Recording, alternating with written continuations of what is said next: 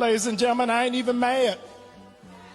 I feel bad for the brown people who thought they were better than black people, who are now facing deportation. I feel bad for the white women who didn't realize they were the real DEI hires and were gonna lose their job. I feel bad for Columbia and Emory and Johns Hopkins losing $3, $4, and $800 million, but HBCUs ain't never had that kind of money. I feel bad for the Tesla dealerships that gotta close because they lost $900 billion since December because they forgot it ain't electricity, it's people that power this nation. I feel bad for them.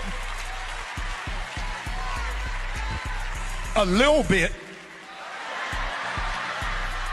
until I remember the words of that black sister with cornrows.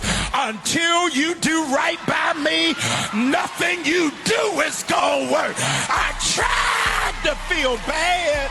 Gotta like that Colour Purple reference at the end of Whoopi Goldberg. Amazing film anyway, taking me back, you're taking me back. But it's absolutely spot on. I think he's talking about the Mexicans and the Latinos who thought they would not be included in Trump's deportation plan and plan of subjugation, basically.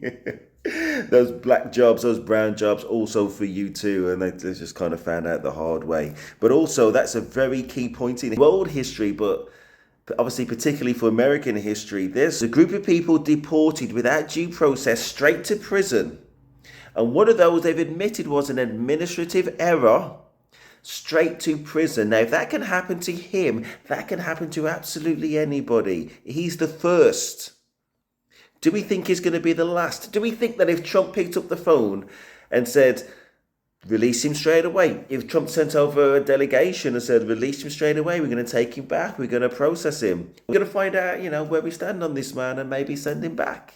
Do we think that they have got the resources to do it, basically, but they actively choosing not to? He actually posted on True Social somebody's hand with tattoos on it, almost as proof in itself that this person deserves to be in prison. Scary times.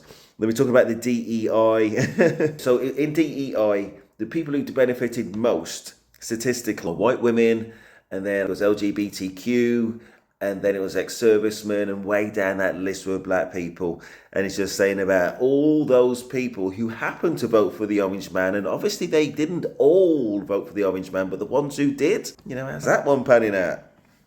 It's talking about the HBCUs who don't see a fraction of the money of other academic institutions held in higher esteem. We then went on to the downfall of Tesla, which I do feel a little bit bad for everybody else who isn't Musk, basically, because everybody else is not necessarily bought into his rhetoric. But the longer they hold on to that toxic influence at the top, and as long as he is the figurehead of Tesla and toxic, you can't have that much sympathy because it comes down to pure business. He didn't mention it, but there's also the Arabs for Trump. How's that panning out? To be honest, out of everything, it's probably the worst. Was it a couple of weeks ago, was it 50,000 Palestinians dead? The average age of the Palestinians is under 18. Goodness knows what it is now, if it's below 17 or not. But it's not high to begin with. Arabs for Trump, that was a heartbreaking, awful decision. And I just hope one of these days somebody would have the courage to say about how you got so misled. What channels are you watching and what propaganda were you told, which somehow told you that this orange idiot had any kind of equity in mind? And he definitely didn't have you guys in mind, obviously. But he doesn't play fair, so I'm not quite sure how you got that so wrong. But you did. The ones who voted for him, your countrymen, and stability in that part of the world, not so good. And he has not finished his reign of terror. There's a build-up of military ships in that region just ready to go. On one bad day, one bad thought about that region, and a lot of people are going to get blown to smithereens. He's going to flatten the place. It's heartbreaking. The ex-servicemen for Trump, there's not a lot of them. There's going to be a lot less now. He doesn't care for servicemen. Look how he talked on John McCain, one of the more prominent people who put his life on the line for your country while he was dodging the draft, and he's got the cheek to do it.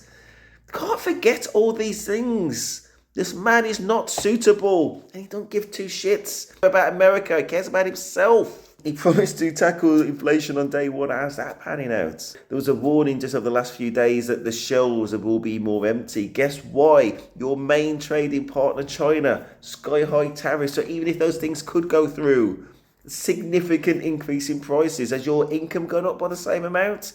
No, it hasn't. It's heartbreaking. 4 more years minimum